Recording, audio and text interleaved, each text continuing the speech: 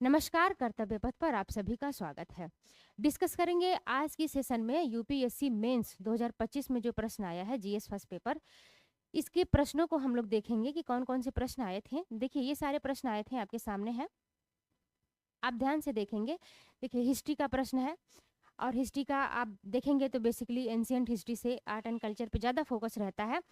तो ये सारे प्रश्न आए हैं कि हड़प्पा कालीन वास्तुकला के विशेष पहलुओं की चर्चा कीजिए और 150 शब्दों में आपको लिखना है। इसी तरह से आपके 20 प्रश्न देखने को मिलते हैं जीएस फर्स्ट पेपर में, है ना। 20 प्रश्न, तो ये सारे प्रश्न आपको देखने को मिलेंगे। लेकिन आज की क्लास में हम लोग सिर्फ एक प्रश्न को डिस्कस करेंगे, है ना। एक प्रश्न को डिस्कस करेंगे, सिंधु घाटी सभ्यता के जो विशेष पहलू हैं, वास्तुकला के विशेष पहलू हैं, इसको हम लोग डिस्कस करेंगे। देखिए टोटल प्रश्न आपका आता है, टोटल प्रश्न आपका होता है 20 प्रश्न, है ना।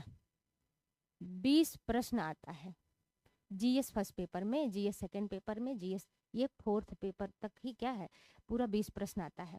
जिसमें से एक से लेके आपको 10 तक 10 तक जो प्रश्न लिखने होते हैं उसको 150 वर्ड्स में लिखना है। इस बात पे बहुत ध्यान आपको देना है ना। ये 200 150 शब्दों में लिखना रहता है। और यहाँ देखेंगे 11 से लेके 20 तक जो क्वेश्चन रहते हैं उसको आपको 250 शब्दों में यानी कि 250 शब्दों में आपको लिखना रहता है ना। तो इस बात पे अभी से ध्यान देना शुरू कर दें। आप अभी तैयारी शुरू किए हैं या तैयारी में हैं या आपको 26 में एग्ज़ाम देना है मेंस का, तो लिखना अभी से शुरू कर दें। हालांकि आप लिख रहे होंगे, आंसर राइटिंग कर रहे होंगे, लेकिन प्रीवियस ईयर का प्रश्न देखना बहुत ज़रूरी है। आप प्रीवियस ईयर का देखेंगे तो एक आइडिया लग जाता है कि कहाँ से प्रश्न पूछा जाता है और किस किस सेक्शन पे ज़्यादा फोकस रहता है आयोग का, है ना। तो देख लीजिए।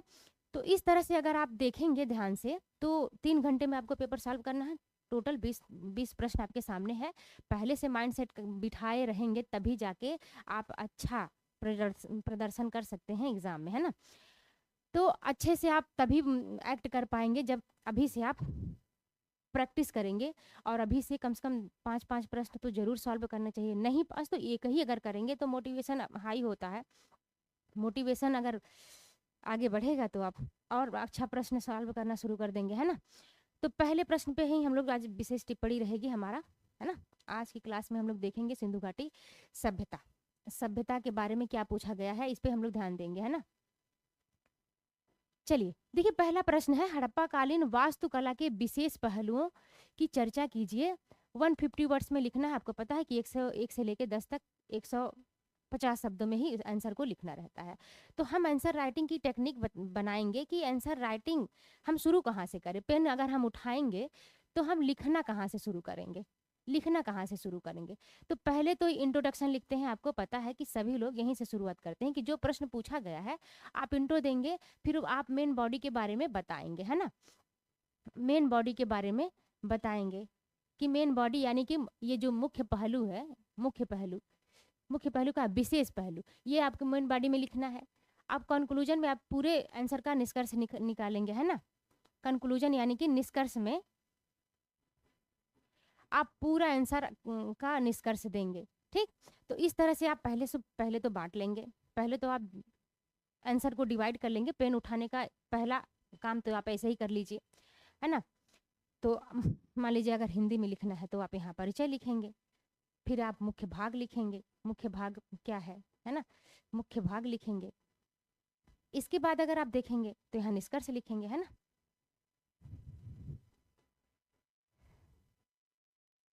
यहाँ निष्कर्ष लिखेंगे।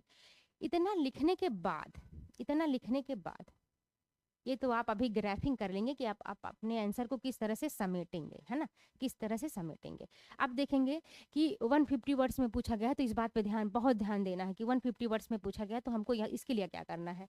इसके लिए करना आपको यही है कि ध्यान से आप ध्यान दीजिए पहले ही कि 25 शब्द में इसको पहले आप तोड़ दीजिए।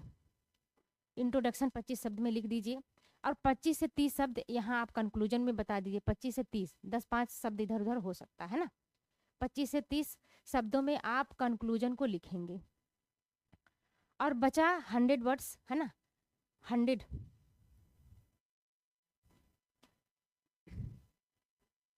100 शब्द आप लिखेंगे यहाँ, मेन मुख्य भाग यानी कि विशेष पहलू पे ध्यान देना है, तो विशेष पहलू को आप 100 शब्दों में लिखेंगे। ये आपका ग्राफिंग हो गया। इस तरह से बनाएंगे तो आसानी से, क्योंकि टाइम कम है, प्रश्न ज़्यादा है, और प्रश्न ऐसा वैसा नहीं है, आपको सोचने पे मजबूर करने वाला प्रश्न है ना, सोचने पे मजबूर करने वाले कि आप लिखेंगे क्या। तो देखिए, अब हम लिखना शुरू करेंगे, तो परिचय में लिखेंगे क्या? परिचय में लिखेंगे कि हड़प्पा कालीन वास्तुकला की बात हो रही है। हड़प्पा सभ्यता है, इसके टाइम पीरियड में जो वास्तुकला है, इसके मुख्य पहलुओं को यानी कि विशेष पहलुओं पे चर्चा करनी है। तो हमको बेसिकली बताना हड़प्पा कालीन वास्तुकला क्या थी। तो वास्तुकला का जो शाब्दिक अर्थ है ये तो हम समझेंगे, तभी तो विशेष पहलू पे ध्यान देंगे। विशेष पहलू में आपको मुख्य भाग में लिखना है ना, मुख्य भाग में, और पूरे आंसर का निष्कर्ष आपको यहाँ से यहाँ लिखना है 25 से 30 शब्दों में। अगर आप अच्छे से इंट्रोडक्शन समझ लेंगे, पहले तो इंट्रोडक्शन में ही जान लीजिए पूरा सार दे दिया जाता है। इंट्रोडक्शन समझा देंगे एग्जामिनर को, तो मुख्य भाग समझाने में आपके लिए भी आसानी होगी, और एग्जामिनर खुद समझ जाएगा कि हाँ, जो हमने पूछा है उसका आंसर बच्चे ने दिया है समझ के, है ना। तो इस बात का ध्यान से आप ध्यान दीजिएगा कि जब भी आंसर राइटिंग करें तो कीवर्ड्स आप पहले बांट लें, कैसे हमको लिखना है, तब आप लिखना शुरू करें।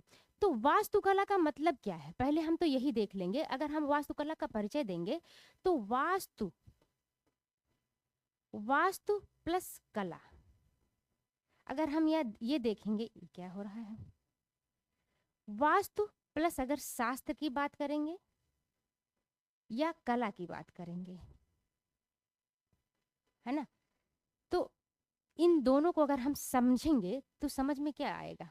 वास्तु क्या है, वास्तु का शाब्दिक अगर देखेंगे तो निवास होता है, रहने का स्थान, निवास स्थान, यानी कि रहने का स्थान। हम समझाने के लिए लिख रहे हैं, आप जब अपने आंसर राइटिंग में लिखेंगे तो आप पूरा वर्ड शब्दावली का ध्यान देंगे कि कितने शब्दों में लिखना है ना। तो रहने का स्थान, और कला का मतलब है व्यवस्थित ढंग से, व्यवस्थित ढंग से, एक सुव्यवस्थित ढंग से रहना, है ना। कला का मतलब क्या है, सुव्यवस्थित ढंग से, या कह सकते हैं व्यवस्थित ज्ञान, व्यवस्थित ज्ञान, ये क्या है, ये कला है, ये शास्त्र, व्यवस्थित ज्ञान। अब इसमें ज्ञान और विज्ञान दोनों छुपा है। व्यवस्थित ज्ञान है, व्यवस्थित ज्ञान का मतलब रहने का स्थान आपका ऐसा हो, रहने का स्थान आपका ऐसा हो जिसमें जिसमें आपके स्वास्थ्य, पर्यावरण, सब सबकी अनुकूलता रखी जाए, आप सुकून फील करें, सुकून महसूस करें। वास्तुकला का पारंपरिक जो अर्थ है, पारंपरिक अर्थ है कि आपकी मानसिक स्थिति संतुलित रहे, व्यवस्थित रहे, ढंग से रहे। और मानसिक स्थिति कैसी संतुलित रहेगी कि जहाँ आप रहेंगे, जिस स्थान पे आप रहेंगे, जिस घर में आप रहेंगे, वहाँ का माहौल पे डिपेंड करता है आपकी मानसिक स्थिति, है ना। तो माहौल ऐसा होना चाहिए, माहौल ऐसा होना चाहिए कि आपकी मानसिक स्थिति दुरुस्त रहे। तो माहौल का मतलब क्या है कि वास्तुकला से, वास्तुकला क्या है, डिजाइन है, एक माइंड मैप है, एक स्ट्रक्चर है।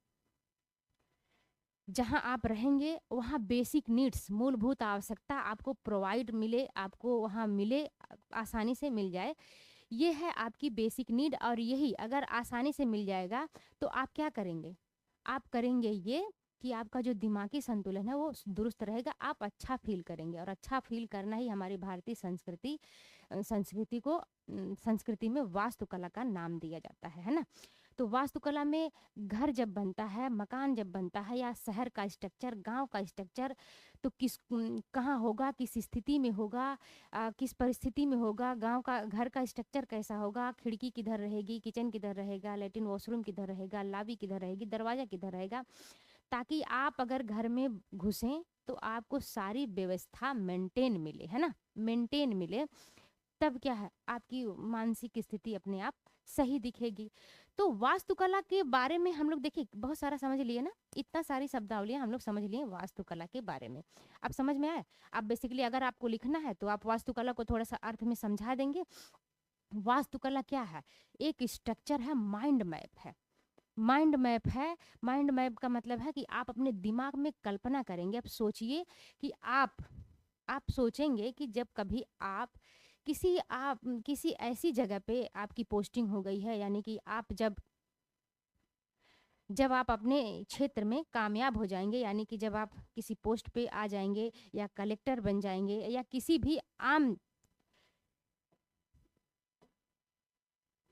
मान लीजिए आपकी पोस्टिंग कहीं किसी गाँव में रूरल एरिया में हो गई है ना? यहाँ आप हैं, अब यहाँ की व्यवस्थाएँ, ये मान लीजिए ये कोई गाँव है, ये कोई गाँव है, ये कोई गाँव है, यहाँ की व्यवस्था क्या है? यहाँ के आप क्या हैं? यहाँ के आप डीएम हैं, डीएम हैं। अब आपके दिमाग में इस गाँव के लिए क्या-क्या कल्पनाएँ आ सकती हैं? गाँव में क्या है? गाँव में मूलभूत आवश्यकताएँ यानी कि बेसिक नीड्स बहुत कम मिलती हैं, है ना? बेसिक नीड्स की आवश्यकता यानी कि इंफ्रास्ट्रक्चर यहाँ क्या होता है? इंफ्रास्ट्रक्चर आपकी कमी देखने को मिलती है गाँव में ज़्यादातर। तो आप यहाँ के आपके डीएम हैं, एसडीएम हैं, आप डीएम हैं यहाँ से, और आप सोचेंगे कि यहाँ का जो इंफ्रास्ट्रक्चर है उसको मेंटेन करें, ताकि आपको भी असुविधा फील हो रही है, हालांकि आपकी पोस्टिंग है, आपको असुविधा नहीं होगी, लेकिन ये गांव वालों के कल्याण की तो बात करते हैं, इनके इनके कल्याण की, इनके वेलफेयर के लिए आप जो पॉलिसी अपनाएंगे वो क्या अपनाएंगे? तो आप अपने दिमाग में पहले आप सोचेंगे कि हम क्या कर सकते हैं। आप सोचेंगे कि यहाँ की जो सड़कें हैं, इसको दुरुस्त किया जाए, यहाँ हॉस्पिटल बनवाया जाए, ताकि इनको इनको किसी चीज़ की दिक्कत ना फील हो गांव वालों को, है ना? हॉस्पिटल बनवाएंगे, बिजली की व्यवस्था करेंगे, बिजली की व्यवस्था करेंगे। यहाँ की खुली नालियाँ हैं या कच्ची नालियाँ हैं, इसको क्या करेंगे? इसको सोचेंगे कि इन्वायरमेंट के हिसाब से बहुत ख़राब एरिया है, इसको पक्की नालियाँ बनवा दिया जाए। आप सोच सकते हैं, आप सोचेंगे, ये सोचना है। और घरों का स्ट्रक्चर है, घरों का जो ये स्ट्रक्चर आप कह सकते हैं, ये कैसा है? घरों का स्ट्रक्चर कैसा है? बिखरा हुआ है, कोई यहाँ है, कोई यहाँ गांव है, कहीं यहाँ है, बीच में क्या है? जंगल है, एरिया है, खाली ऐसे पड़ी भूमि है, ये है। तो आप क्या करेंगे कि गांव का जो स्ट्रक्चर हो व्यवस्थित हो, और मूलभूत आवश्यकता इनको क्या है? मिलती रहे। और इनके जो घर हैं वो कैसे हैं? अगर घर अच्छे हैं, व्यवस्थित ढंग से हैं, तब तो अच्छी बात है, लेकिन गांव में ज़्यादातर, अभी वर्तमान समय की हम बात कर रहे हैं, वर्तमान समय की, तो गांव का स्ट्रक्चर कैसा हो, आप अपने पहले दिमाग में कल्पना करेंगे और उस गांव को देखेंगे, तो क्या क्या उसमें आवश्यकताएं कमी हो रही है, आप उस बात पे फोकस करके वहाँ सुधार करने की कोशिश करेंगे।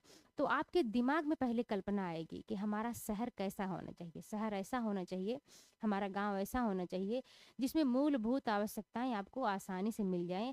तभी आपकी क्या है? मानसिक स्थिति, शारीरिक स्थिति, आर्थिक स्थिति क्या है? मजबूत होगी। तो मेन कहने का मतलब यहाँ है,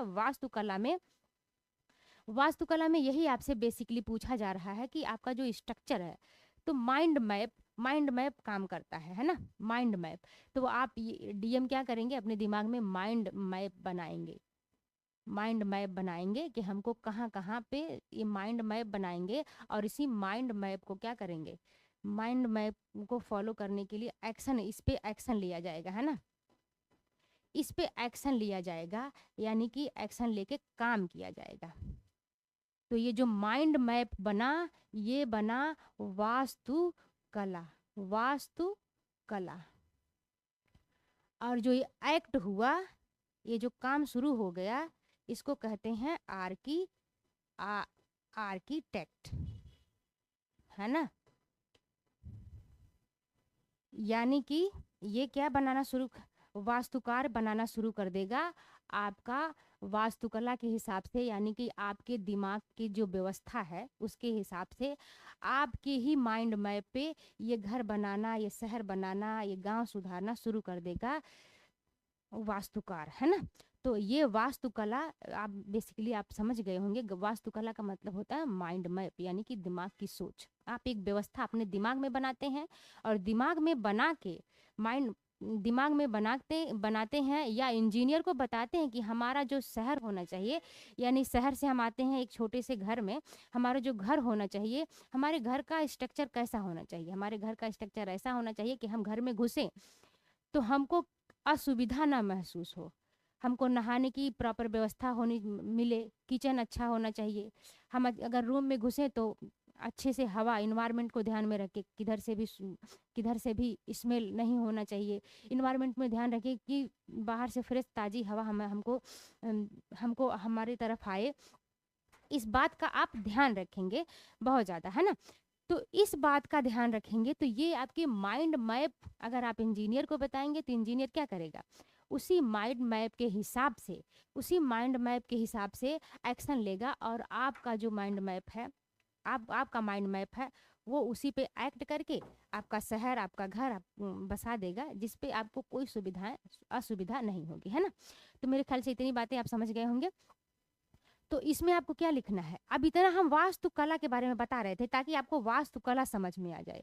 और यूपीएससी का मोटिव क्यों होता है वास्तुकला, कला, आर्किटेक्चर पूछने का? हमारी भारतीय संस्कृति और सभ्यता इतनी विकसित अवस्था में थी, और यूपीएससी आयोग इस बात पे पूरा जोर देगा कि अभी भी इन सारे कलाओं में से अभी क्या जिंदा है, हमारे भारतीय संस्कृति की कला परंपरा में क्या जिंदा है, क्या चल रहा है, या क्या हम उन सभ्यताओं संस्कृतियों से अभी सीखने को क्या मिलता है ना?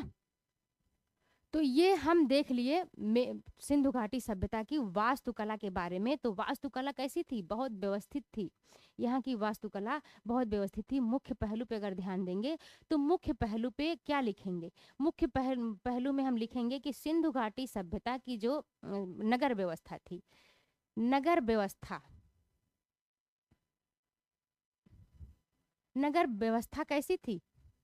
सुदृढ़ थी। एक हेडिंग आप लिख दीजिए, सुदृढ़ थी। कैसी थी? क्यों सुदृढ़ थी? क्योंकि आप यहाँ देखेंगे तो पक्के मकान देखे जाते हैं।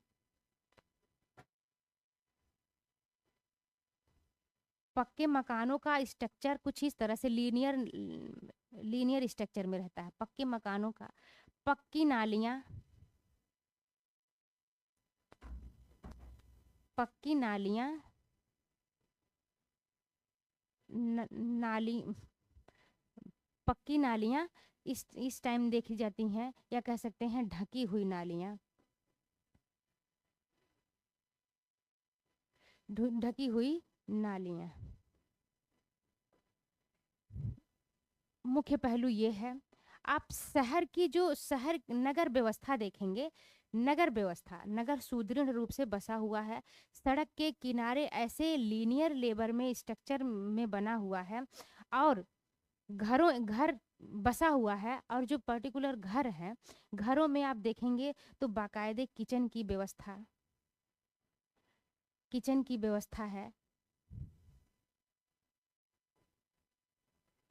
है। सामूहिक स्नानागार है।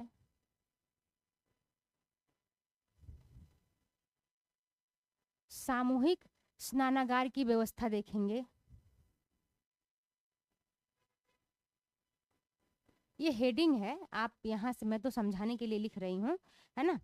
सामूहिक स्नानागार की व्यवस्था है। सामूहिक अनाज भंडारण की व्यवस्था है ना? अनाज भंडारण की व्यवस्था है। सामूहिक अनाज भंडारण की अन्नागृह देखने को मिलता है।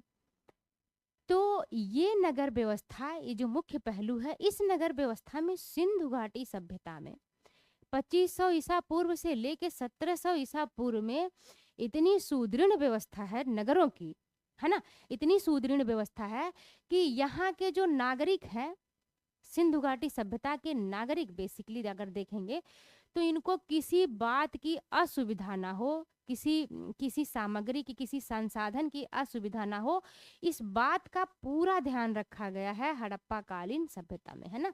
वास्तुकला हम लोग बहुत अच्छे से समझ लिए। वास्तुकला यही है जो हम समझाना चाह रहे हैं, है ना? स्नानागार की अवस्था है। यहाँ क्या है? सामूहिक स्नानागार थे, और सामूहिक स्नानागार पक्के ईंटों के बने हुए थे, और चारों तरफ से बावड़ी बनी हुई है, सीढ़ियाँ बनी हुई है, लोग स्नान करते हैं। इनको कोई असुविधा नहीं होती है उस टाइम में। ये 2500 से लेके 1700 ईसा पूर्व की बात हो रही है। घर कैसे हैं? पक्की ईंटों के बने हैं, 1 मंजिला से 2 मंजिला घर बने हैं। कहते हैं कि बहुत अच्छी व्यवस्था घरों की देखने को मिलती है। और नगरों की व्यवस्था कुछ इस तरह से होती है। नगरों की व्यवस्था, अब यहाँ तो जगह नहीं है लेकिन देख लेंगे। नगरों की व्यवस्था कुछ इस तरह से होती है। ये नहीं हटेगा। नगरों की व्यवस्था कुछ इस तरह से होगी। देखिए, निचला नगर, निचला नगर और उच्च नगर। उच्च नगर, अब ये क्या है? ये सामाजिक व्यवस्था को दर्शाता है कि सामाजिक व्यवस्था में जो प्रशासनिक क्षेत्र था यानी कि व्यापारी वर्ग जो रहे होंगे, वो क्या है, वो उच्च नगर में उनका घर है, उनका मकान, उनकी मकान स्ट्रक्चर से तो ही पता चलता है, जो हमको क्या है साक्ष्य में मिला है। तो उच्च नगर में इनका निवास होता था। निचला नगर, इसमें क्या है, आम जनता रहती रही होगी, है ना, आम जनता रहती रही होगी। इस बात का भी शहर में ध्यान दिया गया है। और शहर में क्या है, सारी बेसिक नीड्स, सारी बेसिक मूलभूत आवश्यकताओं का पूरा ध्यान रखा गया है सिंधु घाटी सभ्यता के सभ्यता में, है ना। तो मूलभूत आवश्यकताएं क्या है? सड़कें कैसी हैं? सड़क पक्की सड़कें हैं। सड़कें कैसी हैं? पक्की सड़कें हैं। हम लोग देखें ना, यहाँ सड़कें हैं। तो सड़कें कैसी हैं? पक्की सड़कें बनी हुई हैं। और सड़कें ऐसे स्ट्रक्चर में बनी हुई हैं कि आप अगर देखेंगे सड़कों का स्ट्रक्चर, ये वास्तुकला हम लोग समझे थे। तो सड़कों का स्ट्रक्चर अगर आप देखेंगे तो सड़कें एक दूसरे को समकोण पे काटती हैं ना। मान लीजिए ये सड़क अगर आप बनी है, समकोण पे काटती हैं, और पक्की सड़कें हैं, पक्की सड़कों के नीचे ऐसे सड़क आ रही है और ऐसे सड़क आ रही है, इधर से भी आ रही है, इधर से सड़क आ रही है, और ऐसे सड़कें बनी हुई हैं सिंधु घाटी सभ्यता में। इस बात का ये डिजाइन किया गया, ये माइंड मैप है। और इन सड़कों के किनारे अगर देखेंगे आप घर, तो सड़कों के किनारे जो ये घर बसे हुए हैं, ये घर लगे हुए हैं ऐसे लीनियर स्थिति में, सड़कों के किनारे ये घर बसे हुए हैं ना, सड़कों के किनारे घर बसे हुए हैं। लेकिन एक बात का इनके आर्किटेक्चर में, इनके वास्तुकला में ध्यान दिया गया है कि ये जो इनके घर हैं, इनके घरों में इनके घरों में जो मेन डोर यानी कि मेन जो दरवाजा खुलता है, मान लीजिए ये सड़क आ रही है, मान लीजिए ये सड़क है, ये सड़क आ रही है, मेन इनका जो दरवाजा खुलता था वो क्या है, मान लीजिए ये घर है, एक घर है, ये घर है, ये घर है, ये घर है, मान लीजिए इनका जो दरवाजा खुलता था वो सड़क के मुहाने की तरफ नहीं खुलता था। इस बात का ध्यान दिया गया है इनके वास्तुकला में, ठीक।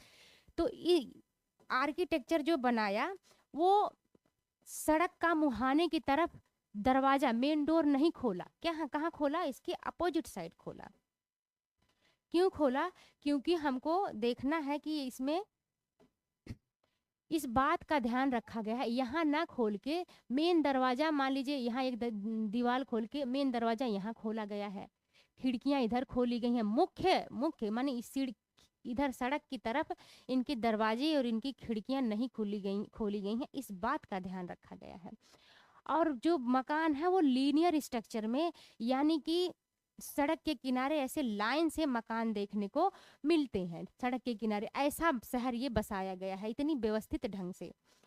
और इनकी खिड़कियां सड़क के अपोजिट साइड खुलती थी, इन्वायरमेंट को ध्यान में रख के। क्यों? क्योंकि यहाँ से सड़कें आ रही हैं, तो इस सड़कों से क्या है, गैदरिंग रहेगी, लोगों का आना जाना रहेगा, तो आवाज ना आए, धूल मिट्टी ना आए, पर्यावरण का बखूबी ध्यान रखा गया है ना। तो ऐसा आर्किटेक्चर रहा है सिंधु घाटी सभ्यता का। तो इन मकान कैसे थे, बहुत व्यवस्थित ढंग से थे। खिड़कियां दरवाजे के क्या है, खिड़कियां दरवाजे के अपोजिट साइड खुलती थी, और मेन गेट जो होता था वो दरवाजे पे नहीं, सॉरी, मेन गेट जो होता था वो सड़क पे ना खुल के सड़क के घर के अंदर खुलता था, यानी कि अपोजिट साइड खुलता था, घर के दूसरे तरफ इनका दरवाजा होता था। इस बात का ध्यान रखा गया है सिंधु घाटी सभ्यता में। अब इन्हीं घरों में ये सड़कें निकल रही हैं, सड़कों के किनारों आप देखेंगे तो पक्की नालियां बनाई गई हैं। अब पक्की नालियां वहीं बनाई जाएंगी जहाँ पे सुविधा क्या होगी, सुविधा बहुत अच्छी होगी, पानी पानी निकासी का, जल निकासी का, है ना। तो जल निकासी की सुदृढ़ व्यवस्था देखने को मिलती है सिंधु घाटी सभ्यता में। तो वास्तुकला का मुख्य पहलू अगर आप डालेंगे तो हम लोग कितना सारा डिस्कस कर लिए। आपको सिर्फ लिखना है 150 शब्दों में, लेकिन आपको समझाने के लिए लगभग हमने बहुत सारा शब्द समझा दिया। तो मेन बॉडी में आप लिखेंगे कि इनके जो घरों की बसावट है, नगर बसावट है, बहुत व्यवस्थित ढंग से बनी है, बसाई गई है। सड़कें एक दूसरे को समकोण पे काटती हैं, 90 डिग्री का कोण बनाती हैं। अभी हम लोग डिस्कस किए हैं, यहाँ देखिए 90 डिग्री का कोण बनाती हैं, समकोण पे काटती हैं। मतलब एक सड़क इधर से आ रही है, एक सड़क इधर से आ रही है, एक सड़क इधर से आ रही है, एक सड़क इधर से आ रही है।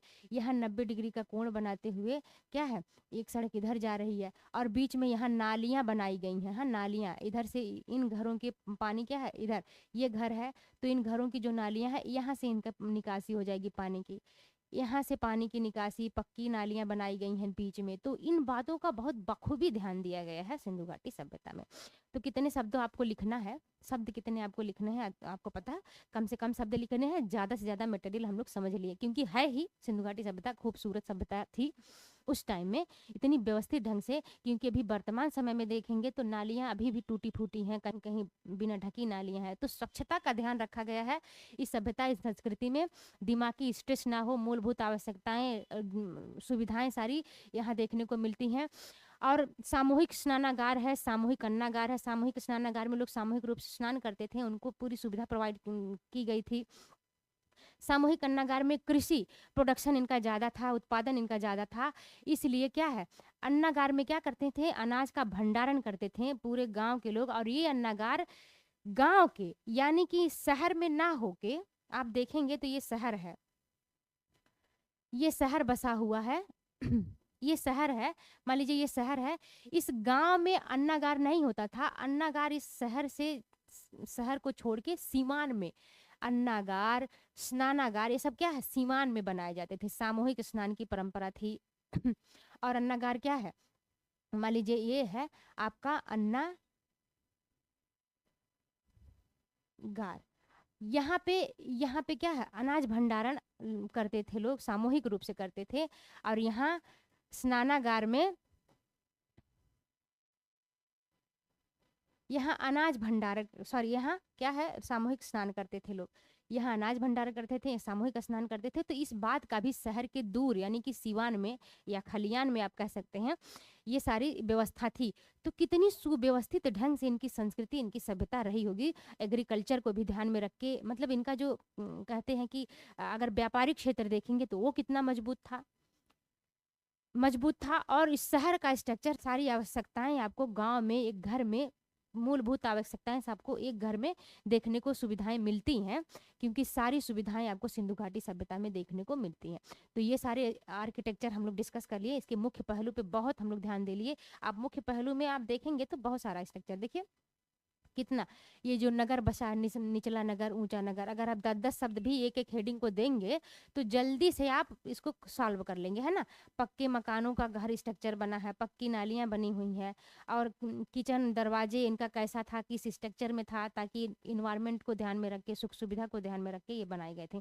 घर में घुसे तो सारी सुख सुविधा इनको मिल जाए, और वही देखने को मिलता है सिंधु घाटी सभ्यता में, है ना। तो मुख्य पहलू हम लोग देख लिए। निष्कर्ष में आप देखेंगे तो सिंधु घाटी सभ्यता बहुत सुदृढ़ थी। इस तरह से कह सकते हैं कि प्राचीन समय में, उस टाइम पीरियड में, यानी कि 2500 से ईसा पूर्व से लेके 1600 या 1700 ईसा पूर्व तक इतनी सुव्यवस्थित ढंग से व्यवस्था की गई है कि संस्कृति में, कि इस संस्कृति का हम देखेंगे तो आज की संस्कृति, आज की सभ्यता में अगर हम जोड़ना चाहेंगे तो बहुत सारी सभ्यताएं, संस्कृतियां वहाँ से लेके आज हम कॉपी करते हैं ना, उस संस्कृति से लेके आज भी कॉपी करते हैं, लेकिन फिर भी इतनी सुव्यवस्थित ढंग से परंपरागत रूप से हम लोग अभी भी उसको फॉलो नहीं कर पाए हैं। इतनी खूबसूरत व्यवस्था थी। अगर आप देखेंगे तो वास्तुकलाकार थे, इस तरह से देख लीजिए, यहाँ लिखा है पूरा, हमने तो समझा दिया है ना। तो घर, इमारत, सड़क, शहर को सोच समझ कर बनाया गया था। ये है उपयोगिता, इनकी इमारत ऐसी हो कि लोग उसमें आराम से रह सकें, काम कर सकें। मजबूती हो, निर्माण ऐसा हो कि लंबे समय तक आसानी से टिके रहे। हवा और रोशनदान जो खिड़कियां हैं, इनकी ताज़ी हवा और धूप आप अंदर आ सके। पानी की व्यवस्था, पानी पीने पीने लाने, जमा करने, गंदा पानी बाहर निकालने की व्यवस्था थी, बिल्कुल सही है। स्वच्छ नालियाँ, स्नानाघर आदि, गंदगी ना फैले, इस बात का ध्यान रखा गया था। और योजना क्या बनाई, योजना था कि स्वच्छ सड़कें हो, मकान हो, सार्वजनिक भवन हो, सबकी जगह पहले से तय है। सामूहिक जीवन, ऐसे भवन हो जहाँ लोग मिल सकें, जैसे सभा स्थल, स्नानागार, भंडार गृह हो। और पर्यावरण के अनुसार मौसम मौसम और जगह को ध्यान में रखकर ये घर बनाए गए हैं, है ना। तो हम लोग इसको देख लिए। अब यहाँ आप देख लीजिए, अब मुख्य पहलू को हम लोग बहुत अच्छे से डिस्कस कर लिए। आप यहाँ से भी देख सकते हैं कि मोहनजोदड़ो का जो महान स्नानागार है वो आयताकार कुंड, चारों ओर सीढ़ियाँ जलरोधी बनी हुई हैं। पक्की ईंटों का मकान बना हुआ है जो समकोण पर सड़कें इनको काट रही हैं। 2 मंजिले का घर देखने को मिलता है। ढकी हुई नालियाँ हर घर में हैं। साफ सुथरी व्यवस्था है। जल निकासी है। कुएं और जल की व्यवस्था है। मोहल्लों में बने सार्वजनिक निजी कुएं हैं। न अन्नागार है, भंडागार है और अनाज की व्यवस्था है। लोथल का बंदरगाह है, जहाज है, जलमार्ग है, व्यापारिक गतिविधियां हैं। तो बहुत सारे शब्द हम लोग डिस्कस कर लिए, है ना। पूरा इसको अच्छे से डिस्कस कर लिए। इसके बाद आपको सिंधु घाटी सभ्यता पढ़ने की जरूरत नहीं पड़ेगी, क्योंकि बहुत अच्छे से समझ गए। तो मेंस के पॉइंट ऑफ व्यू से ये सही है। प्रीलिम्स में आपको बस स्रोत पूछा जाता है कि कौन से साक्ष्य कहाँ से मिले हैं, उस पर बेसिक ध्यान दिया जाता है ना। तो हम लोग डिस्कस कर लिए आज की क्लास। आप यहाँ देख सकते हैं, देख लीजिए, यहाँ भी देख लीजिए कि किस तरह से, देखिए, ये स्नानागार बनाया जाता था। सामूहिक स्नानागार होता था। सामूहिक स्नानागार है। यहाँ क्या है, ये देखिए, इधर से सीढ़ियाँ बनाई गई हैं, इधर से सीढ़ियाँ बनाई गई हैं। यहाँ क्या है, ये पूरा व्यवस्था बनाई गई है कि आप अंदर यहाँ से स्नान करके कहीं अंदर जाके आप कपड़े चेंज कर सकते हैं। और ये सीवान में, इधर देखिए आप, पूरा सीवान है। हरियाली का ध्यान रखा गया है। यहाँ देखेंगे तो ये अन्नागृह बनाया गया है कि आप गांव से, यहाँ से आप क्या करें, यहाँ से आप पैदावार करें, गांव में पैदावार करें और अपना अनाज आप यहाँ संरक्षित सुरक्षित करके रख सकते हैं। इस बात का भी ध्यान रखा गया है ना। तो कितना सुव्यवस्थित ढंग से ये स्ट्रक्चर आप देखेंगे सिंधु घाटी सभ्यता का। मकान कुछ इस तरह से थे, देखिए, ये देखिए, इधर सड़कें हैं, इधर सड़कें हैं और मकान इनके क्या है, इनके किनारे किनारे ये सब शहर बसा हुआ है, इधर शहर बसा हुआ है। इस बात का ध्यान रखा गया है। और इनकी जो सड़कें थी समकोण पे काट दी थी, आप देखिए, इधर से सड़कें आ रही हैं, यहाँ से सड़कें आ रही हैं, यहाँ से सड़कें जा रही हैं। तो इस तरह का ध्यान से, और बीच में क्या है, सड़क आराम से जा रही है, इनका इनका रास्ता खुला हुआ है। और इधर आप शहर बसा है, इधर शहर बसा है, इधर शहर बसा है। और इनके जो मकान, इनकी जो खिड़कियाँ होती थीं, देखिए, ये में मुख्य दरवाज़ा होता था, इनकी खिड़कियाँ अपोजिट साइड खुलती थीं। कोई भी दरवाज़ा देखेंगे तो यहाँ खिड़की सड़क की तरफ नहीं खुला है ना। तो इस बात का बहुत ध्यान रखा गया है। तो हम लोग आज डिस्कस कर लिए सिंधु घाटी सभ्यता। अब यहाँ से आपको लगभग क्या है, लगभग सब कुछ कंप्लीट हो गया होगा। मुझे नहीं लगता कि यहाँ से कुछ अब समझ ऐसी कोई ऐसी कीवर्ड्स होगा, कोई ऐसा शब्द होगा जो आपको समझ में नहीं आया होगा, है ना। अगली क्लास में डिस्कस करेंगे इसके आगे का प्रश्न संख्या 2, है ना। चलिए, बहुत बहुत धन्यवाद क्लास से जुड़े रहने के लिए। मिलते हैं अगली क्लास में।